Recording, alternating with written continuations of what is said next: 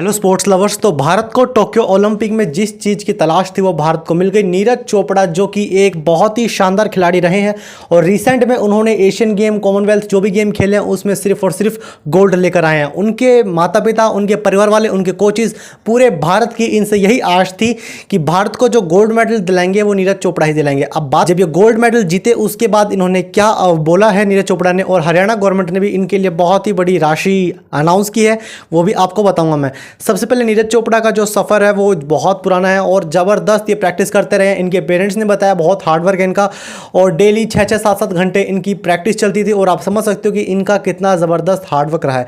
और हरियाणा गवर्नमेंट ने इनको 6 करोड़ देने का ऐलान किया है। और वहीं बात कर ले कि BCCI ने इनको कम से कम 1 करोड़ रुपये देने का ऐलान किया है और A ग्रेड नौकरी इनको मिलने वाली है। परंतु बात करें कि इनका ये मेडल क्यों खास है, क्योंकि पिछले दशक में भारत को गोल्ड मेडल एथलेटिक्स में कोई नहीं दिला पाया। हालांकि 2008 में जब बीजिंग में ओलंपिक हुआ था वहां अभिनव बिंद्रा ने भारत को गोल्ड मेडल जिताया था ओलंपिक में। परंतु जो एथलेटिक्स में वो खास है क्योंकि मिल्खा सिंह जी का भी सपना यही था कि भारत का कोई खिलाड़ी आए और वो ओलंपिक में गोल्ड मेडल जीतकर दिखाए। तो भाई ज़बरदस्त उनका सपना भी पूरा हुआ। और नीरज चोपड़ा ने क्या बड़ी बात कही गोल्ड मेडल जीतने के बाद। सबसे पहले उनकी जो नरेंद्र मोदी सर से बात हुई है उन्होंने सिर्फ यही कहा कि सरकार का और जो उनके माता पिता है सबका वो धन्यवाद ही दे सकते हैं और सबकी जो दुआएं थी, पूरे देश की जो उनके ऊपर एक्सपेक्टेशन थी वो भी कहीं ना कहीं उनके माइंड में चल रही थी। और आपने उनका जिसे बोलते हैं एग्रेशन देखा और उनका जो कॉन्फिडेंस था कितना ज़बरदस्त था कि अपने ऊपर सेल्फ बिलीव होना।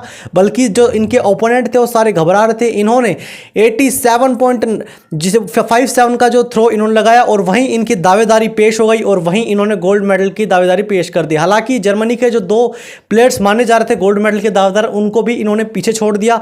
इसलिए नीरज चोपड़ा का जो गोल्ड मेडल है ये सबसे खास है। और जो न्यूज़ चैनल्स की भी बात हो रही थी मिल्खा सिंह जी के बेटे से, वो भी कह रहे थे कि मेरे पिताजी की जो अंतिम जो उनकी विश थी वो भी पूरी कर दी नीरज चोपड़ा ने। और भारत के लिए जो एकमात्र गोल्ड मेडल इस साल जो आया है वो नीरज चोपड़ा ने आया है और वो जो बोलते हैं एक इंस्पिरेशन बन सकती है आने वाले फ्यूचर के लिए। और जिसे बोलते हैं इतनी खुशी एंड इंडियन होने पर भी काफ़ी प्राउड फील हो रहा है कि आपको भी हो रहा होगा कि नीरज चोपड़ा की इंडिया के यहाँ और इतना ज़बरदस्त खिलाड़ी बनकर उभर कर सामने आए हैं।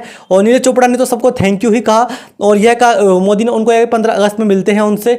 और नीरज चोपड़ा का जो ये दिन है मैं बता रहा हूँ उनको भी और पूरे भारत को ये दिन और ये नाम लाइफ टाइम याद रहने वाला है, क्योंकि ओलंपिक में गोल्ड मेडल कोई छोटी बात नहीं है, वो भी एथलेटिक्स में। और ये पहले एथलेटिक्स बन गए हैं जो कि भारत के लिए गोल्ड मेडल लेकर आए हैं। तो आई होप जो मैंने आपको बताया है अच्छा लगा होगा। अगर अच्छा लगे तो लाइक, शेयर, सब्सक्राइब कर सकते हैं।